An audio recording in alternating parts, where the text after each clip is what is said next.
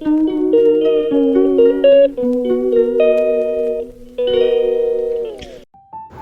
সকাল বন্ধুরা, আবার একটা নতুন দিনে নতুন ব্লগ নিয়ে চলে এলাম তোমাদের সামনে। তো দেখতেই পাচ্ছ রান্নাঘরে চা করছি। তো ব্রেকফাস্ট, এটা সেকেন্ড টাইম চা। তো ব্রেকফাস্টে আজকে ব্রেড ছিল, জ্যাম ব্রেড ছিল, আর একটু চা করে দিচ্ছিলাম হাজব্যান্ডকে। তো আমারও একটুখানি করে নিয়েছিলাম, 2 কাপ মতন চা করেছিলাম।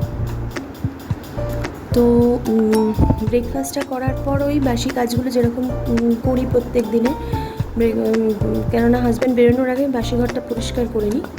তো ব্রেকফাস্টটা ওকে দেওয়ার পর চাটা খেয়ে নিয়ে আমি বাসি ঘরটা পরিষ্কার করে নিলাম।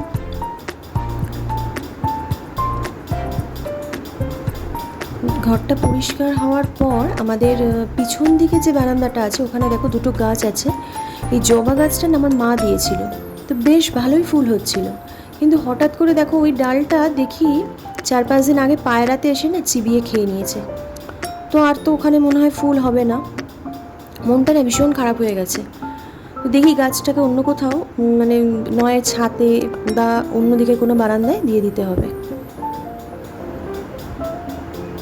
আর ওই যে তোমরা শেড দুটো দেখতে পাচ্ছ টিনের, আমি বলছিলাম না যে আমাদের এখানে ঠাকুর করে, তো ওই শেডের ভেতরে ওরা ঠাকুর করে, মানে অনেক রকমের ঠাকুর তৈরি হয়।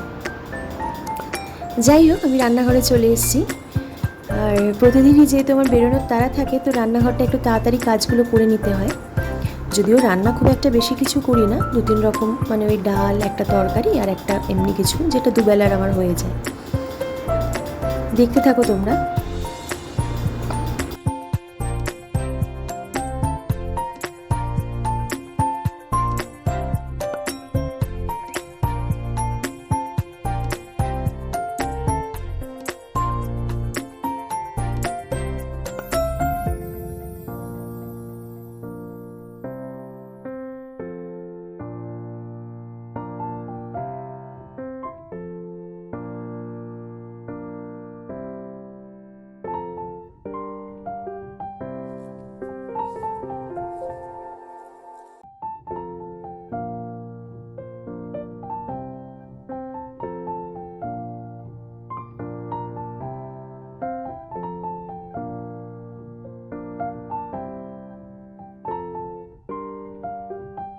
ওই ডিম রান্না করেছিলাম সকালে, তো রাত্রে যেহেতু মাংসটা ছিল, মানে আমার রোববার মাংস করলে আমার মোটামুটি 2 দিন রাত্রিটা হয়ে যায়, বা মাংসটা ছিল তাই জন্য সকালের মতন ডিম করে নিয়েছিলাম।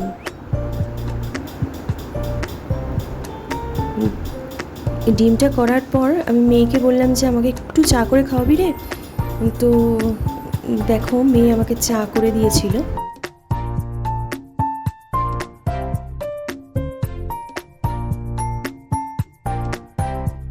তো চাটা খাওয়ার পর আমি পুজোটা সেরে নিয়ে একদম লাঞ্চটা সার্ভ করে দিয়েছিলাম। তারপর তো যেরকম বেরোনো থাকে বেরিয়েছিলাম।